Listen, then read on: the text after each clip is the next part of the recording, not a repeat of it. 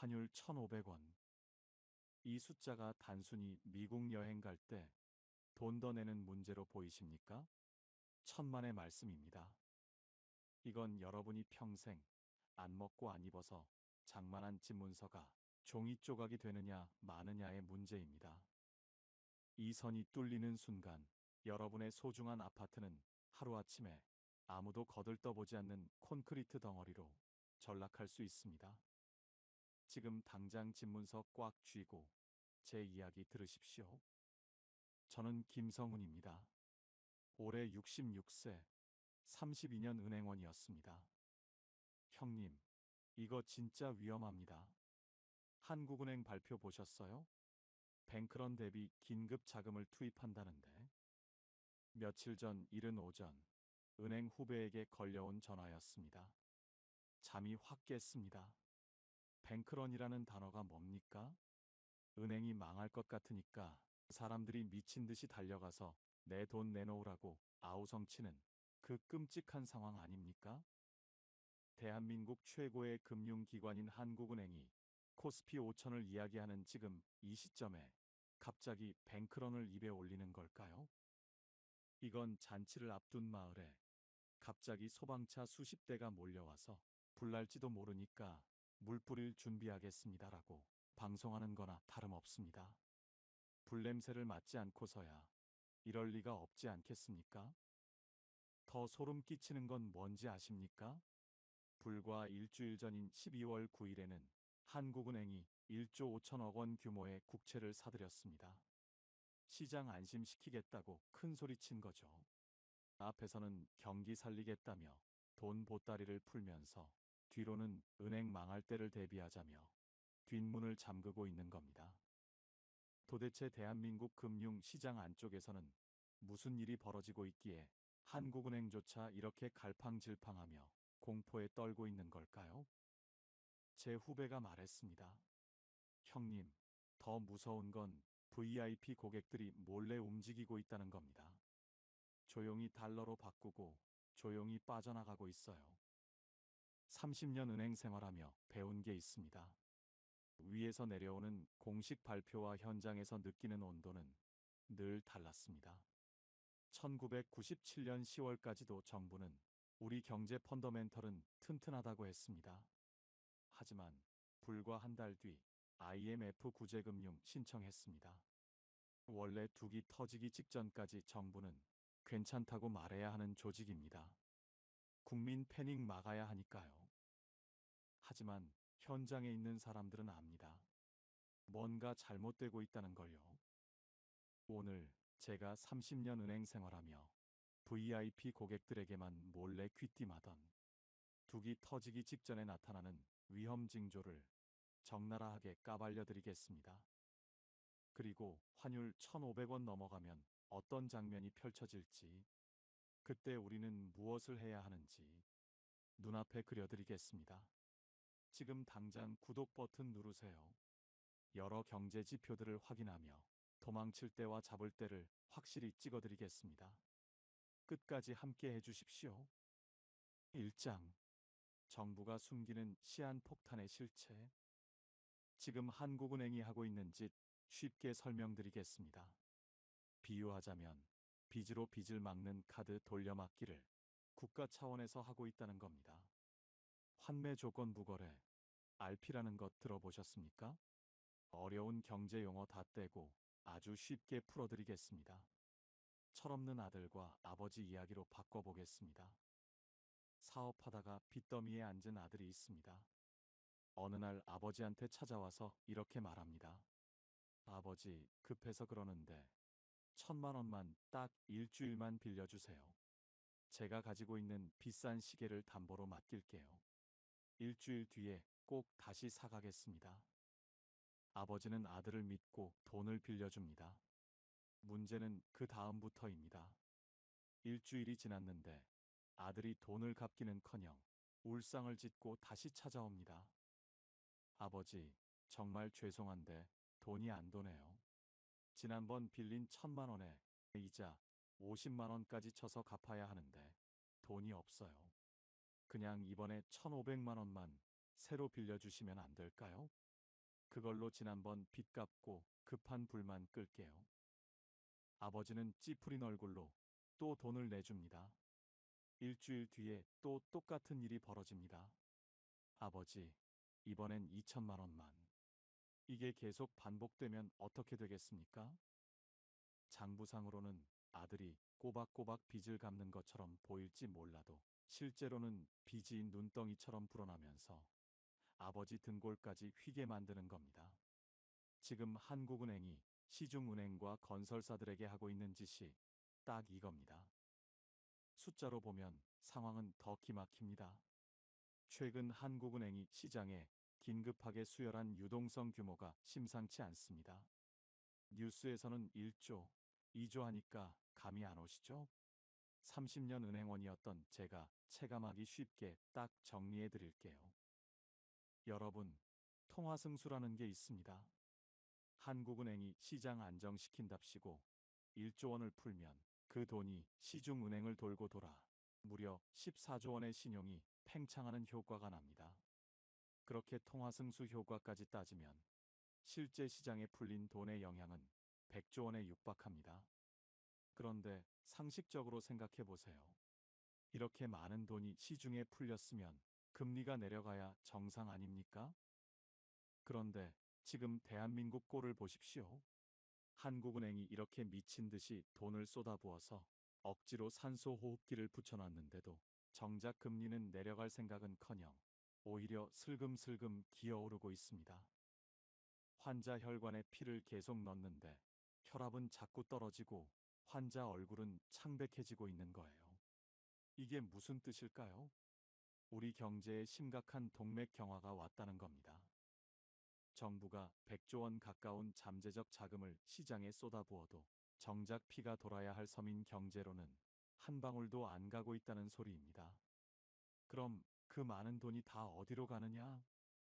외국인들이 그 피를 다 뽑아서 야반도주하고 있거나 무너지기 직전인 좀비 기업들의 시한폭탄을 막는데 다 쓰이고 있는 겁니다. 시장이 이미 정부의 처방전이 안 듣는 말기 증세로 보고 있다는 확실한 증거입니다. 외국인 투자자들은 귀신입니다. 냄새 하나는 기가 막히게 맞아요. 그들이 보기에 한국은행이 하는 짓이 수상쩍거든요. 아니, 저 나라는 왜 저렇게 미친 듯이 돈을 찍어내지? 안에 골마 터진 뭔가 큰 문제가 있구나 하고 판단하는 겁니다. 실제로 지난 11월 한 달 동안만 외국인들이 한국 채권을 무려 20조 4천억 원 넘게 팔아치웠습니다. 하루 평균 9,300억 원씩 야반도주 중입니다. 이게 무슨 의미냐? 나 한국 못 믿겠어. 나중에 돈 못 받을 수도 있으니까 지금 손해보더라도 당장 현금 챙겨서 떠날래 하고 짐을 싸고 있다는 겁니다. 배 바닥에 구멍이 뚫린 걸 알고 있는 겁니다. 금리가 오르는 이유도 바로 여기에 있습니다. 외국인들이 돈을 빌려주기 싫어하니까 한국 정부나 은행 입장에서는 어떻게 해야 합니까? 제발 돈 좀 빌려주세요. 이자 더 드릴게. 더 쳐드릴게. 이렇게 금리를 높여 부를 수밖에 없는 겁니다. 이걸 전문 용어로 리스크 프리미엄, 즉 위험 수당이라고 합니다. 한국이라는 나라가 위험해 보이니까 돈 빌려주려면 위험 수당을 더 내놓으라는 거죠.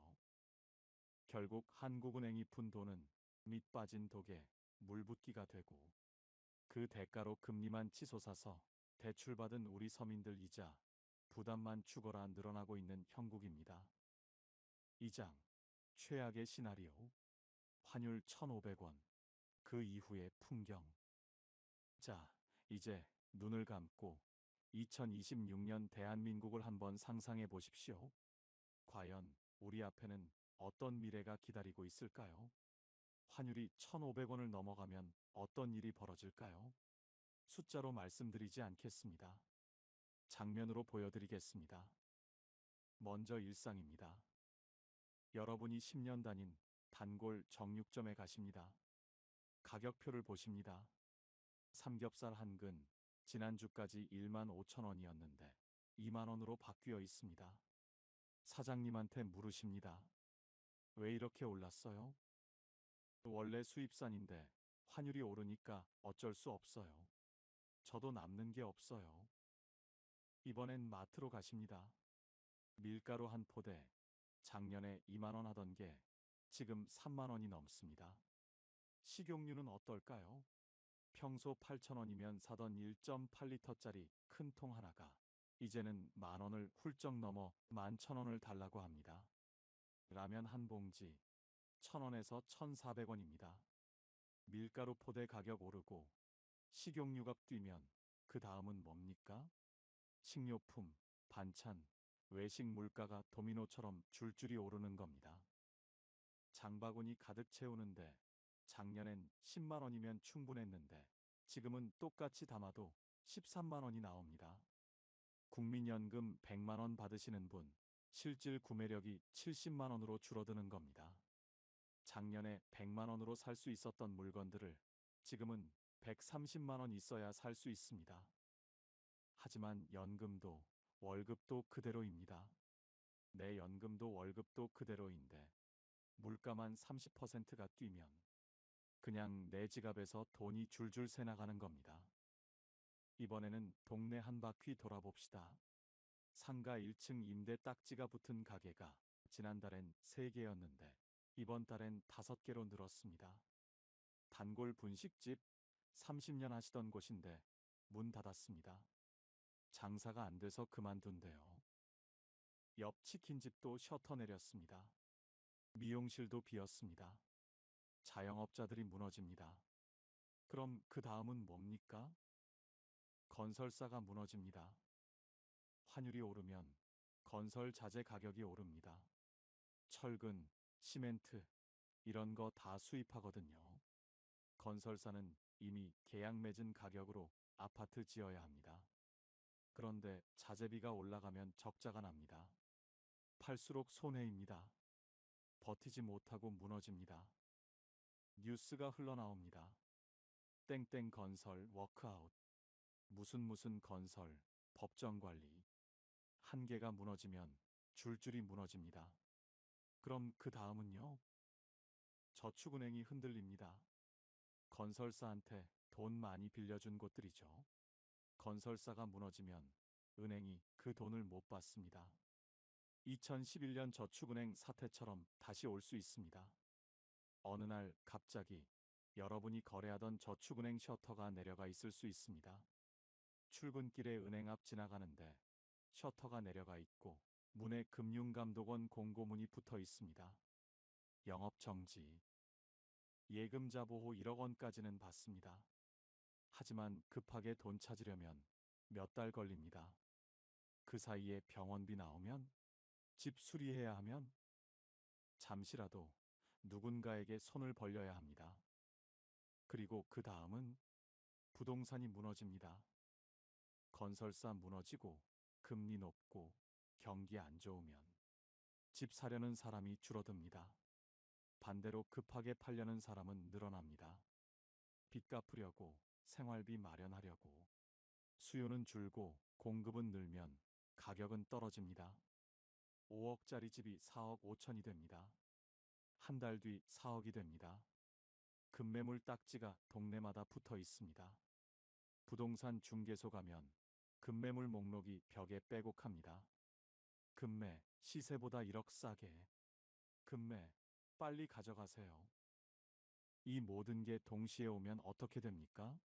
생활비는 올라가는데 월급과 연금은 그대로, 자산 가치는 떨어지고 은행은 흔들리고 스태그플레이션입니다. 경기는 침체되는데 물가는 오르는 최악의 상황. 1997년 IMF 때보다 더 고통스러울 수 있습니다. 왜냐? 1997년엔 우리가 젊었습니다. 40대, 50대였어요. 무슨 일이든 다시 일을 할 수 있었습니다. 지금은 60대, 70대입니다. 다시 일하기 어렵습니다. 실패하면 노후 파산입니다. 사랑하는 자식들에게 생활비 보태달라며 고개 숙이는 그 끔찍한 일. 아들아, 미안한데 이번 달 생활비가 좀 부족해서. 딸아, 병원비가 나왔는데 내가 돈이 없어서. 그 비통한 전화를 하시겠습니까? 아니면 지금 깨어나시겠습니까? 자, 여기까지 들으셨다면 이제 선택하셔야 합니다. 나라가 구해주겠지 하며 운명에 맡길 것인가? 아니면 내 재산을 지킬 나만의 방어막을 칠 것인가? 지금부터 제가 VIP 고객들에게만 전수하던 뱅크런 대비 생존 매뉴얼을 공개합니다. 이 중 여러분의 상황에 맞는 것을 골라 지금 당장 실행하십시오. 3장. 노후 자산을 지키는 5가지 생존 전략. 첫 번째 생존 전략, 환율 모니터링입니다. 가장 기초입니다. 환율이 나랑 무슨 상관이야? 나는 해외여행도 안 가는데. 아직도 이런 생각하시나요? 환율은 여러분의 장바구니와 직결돼 있습니다. 환율 1,500원, 마트 고깃값이 20%, 30% 오른다는 소리입니다. 손주 녀석 장난감 값이 2배로 뛴다는 겁니다. 내 통장과 지갑에 있는 현금의 가치가 자고 일어나면 깎여나간다는 뜻입니다. 그래서 VIP 고객들한테 제일 먼저 체크하라고 하는 게 환율입니다. 왜냐? 환율은 모든 위기의 시작이거든요. 1997년 IMF 때도 환율부터 터졌습니다. 1월에 850원이던 게 10월에 950원 됐어요. 서서히 올랐습니다. 그러다가 11월 폭등했습니다. 1,500원, 1,700원, 2,000원. 한 달 만에 2배 넘게 뛰었습니다. 그때 살아남은 사람들은 누굽니까? 환율이 950원 넘어갈 때부터 슬슬 준비한 사람들입니다. 어디서 보느냐? 아주 간단합니다. 네이버 검색창에 환율 치시면 됩니다. 제일 위에 큰 숫자로 나옵니다. 원달러 환율이요. 그거 보시면 됩니다. 지금은 1,450원 정도입니다. 그럼 어느 정도가 위험 신호일까요? 세 단계로 나눠서 보시면 됩니다. 1단계 1,450원 주의 구간. 지금이 여기입니다. 아직 괜찮습니다. 하지만 방심하면 안 됩니다. 매주 확인하세요. 계속 오르는지 내리는지. 2단계 1,500원 경고 구간. 본격적으로 준비하셔야 합니다. VIP 고객들한테는 이때부터 달러 예금 권유합니다. 그리고 하나 더 귀띔을 드립니다. 생필품 재고를 확보하세요. 밀가루, 식용유, 라면, 통조림. 평소보다 한두 개씩만 더 사두세요. 많이 살 필요 없습니다. 3개월치 정도면 됩니다. 왜냐? 환율이 더 오르면 물건들 값이 더 오를 테니까요. 한 번에 다 사기보다는 유통기한이 긴 제품들을 조금씩 준비해두는 게 좋습니다. 위기 상황의 확률은 결국 50대 50이니까요. 선택은 여러분의 몫입니다. 3단계 1,550원 위험 구간. 심각한 상황입니다. 이때는 전문가 상담 받으세요. 은행 가셔서 자산 상담 받고 싶습니다라고 하세요. 달러 예금도 고려하셔야 하고 부동산 처분도 생각하셔야 할 수도 있습니다. 환율이 매일 바뀌잖아요. 어떻게 기준을 정하나요? 한 주의 평균을 보시면 됩니다. 월요일부터 금요일까지 매일 보시고 평균을 내세요. 그리고 종이에 적어두세요. 날짜와 함께 적으세요. 1월 첫째 주 1,440원, 1월 둘째 주 1,450원, 1월 셋째 주 1,460원. 이렇게 적다 보면 추세가 보입니다. 아, 계속 오르고 있네. 조심해야겠다. 제가 VIP분들께 하는 말이 하나 더 있습니다. 환율 주간 평균이 3주 연속 상승하면 여유자금 20%를 달러로 바꾸십시오. 1,500원 돌파하면 생필품 3개월치 확보하고 1,550원 넘어가면 부동산 처분까지 고려해야 합니다. 여러분도 꼭 참고 하십시오. 환율 체크. 매주 월요일 아침 10분만 투자하세요. 두 번째 생존 전략, 뉴스 키워드 모니터링입니다.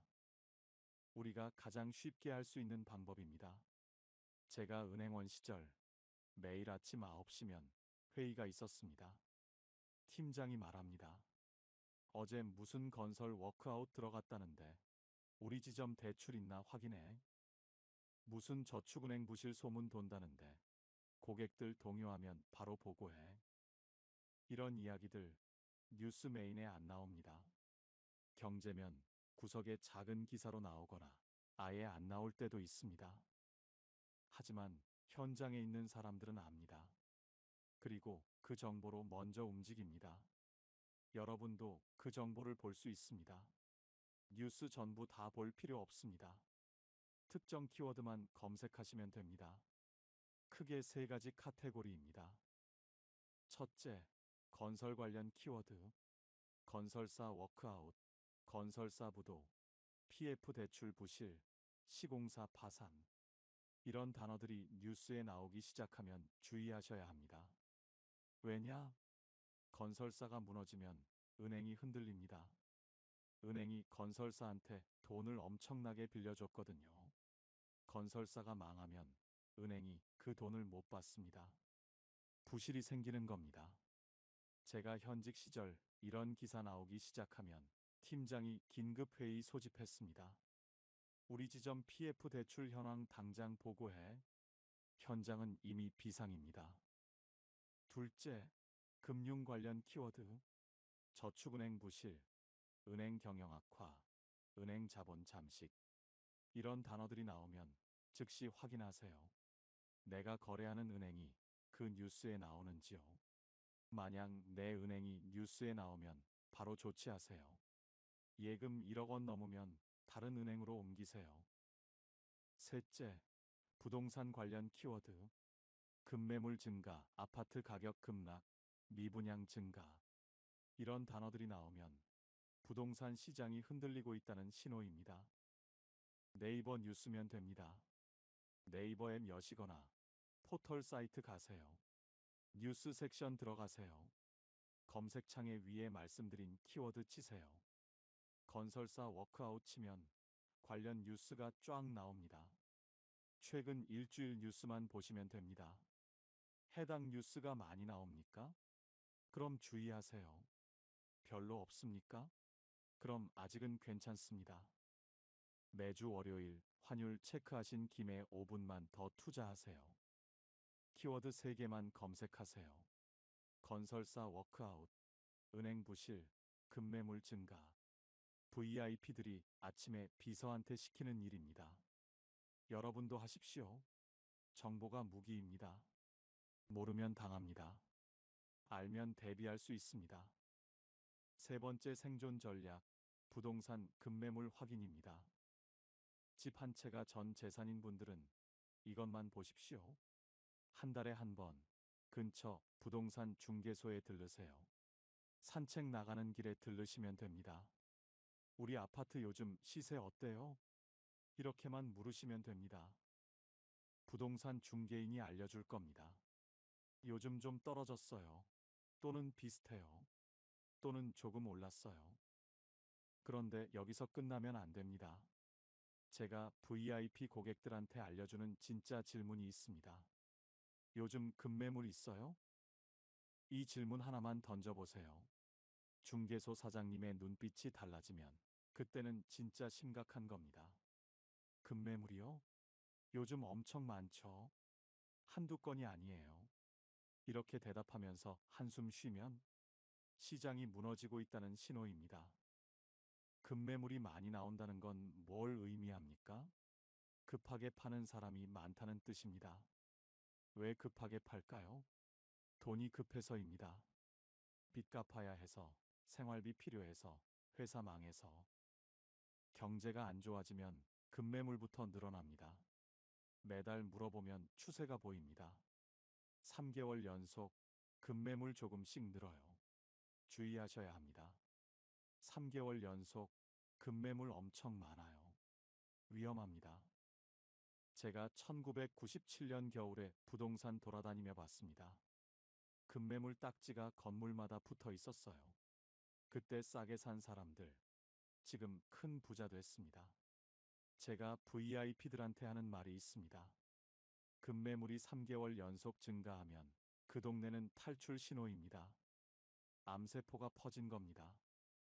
집을 팔 계획이 있으시면 서두르셔야 하고, 살 계획이면 조금 더 기다리는 게 나을 수도 있습니다.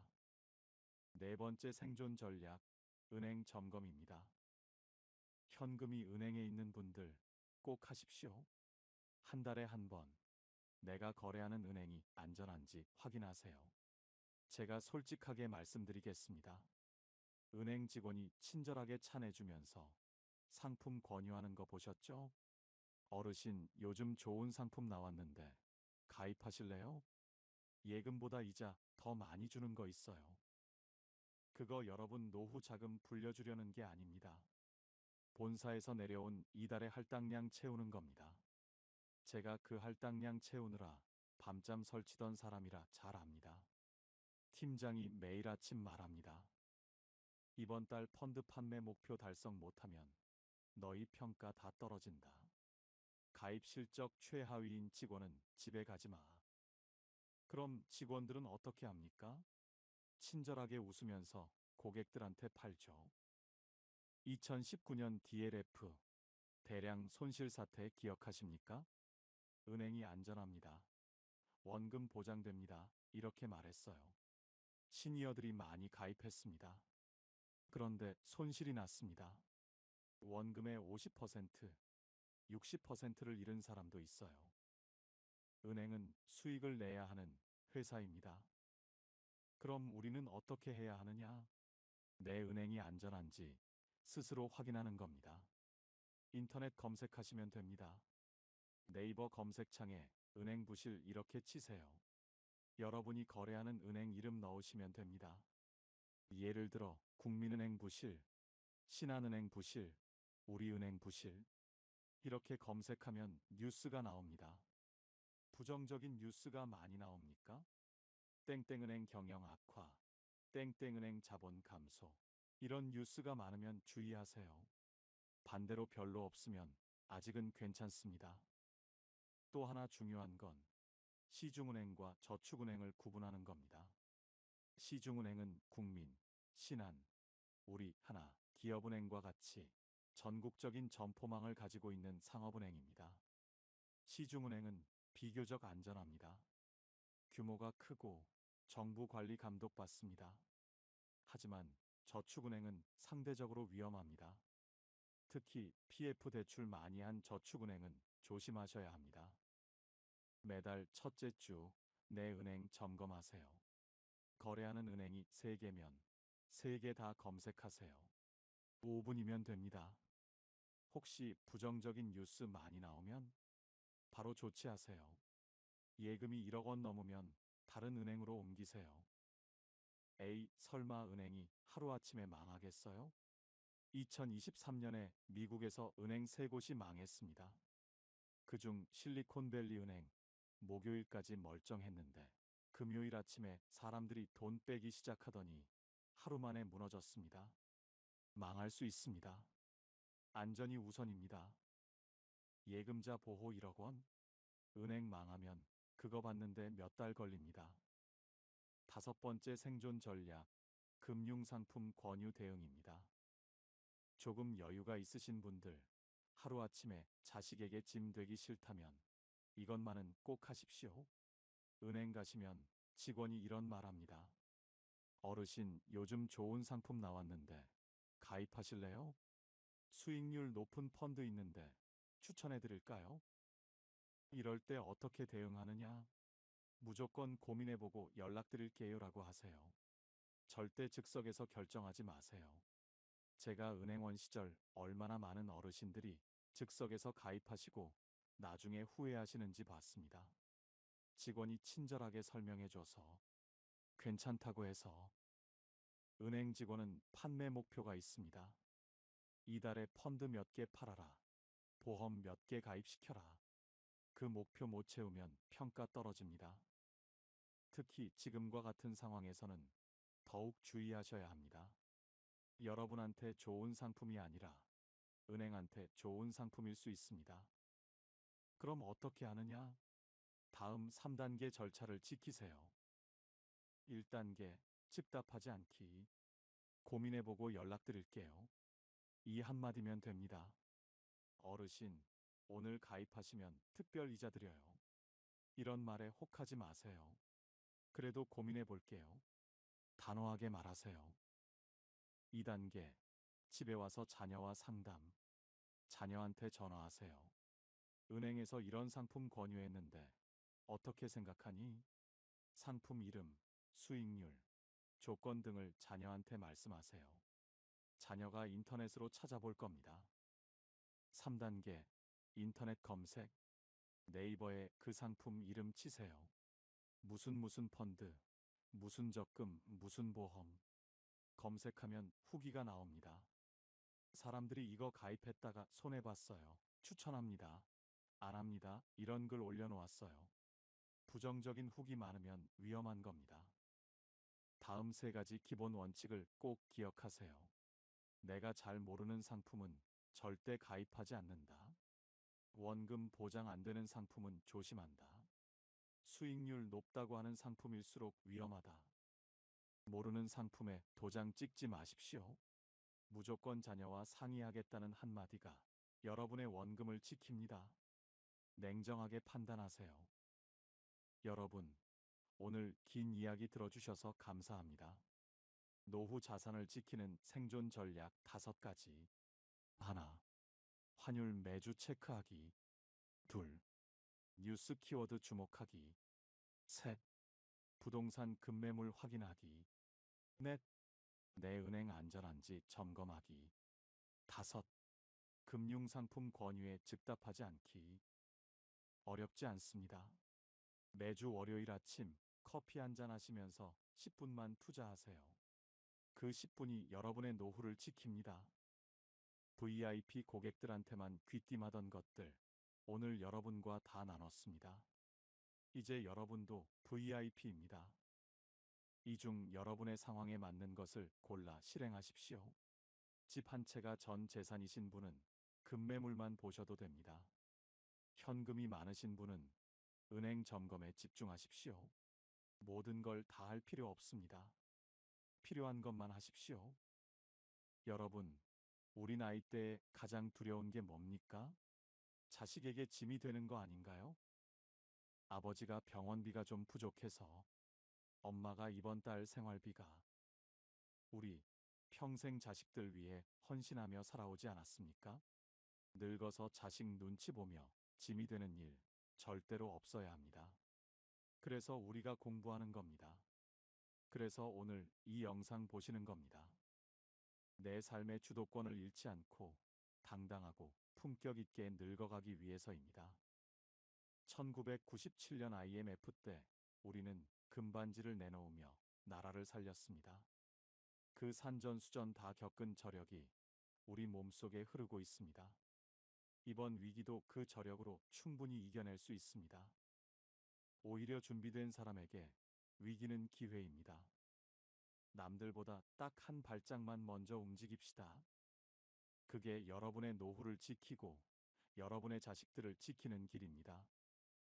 오늘 이 영상 아끼는 가족, 친구, 지인들에게 카카오톡으로 공유하십시오. 경로당, 성당, 절에 계신 어르신과 친구분들께 보내주세요. 좋은 건 나눌수록 커지고 위기는 나눌수록 작아집니다. 우리가 정신 차려야 자식들도 삽니다.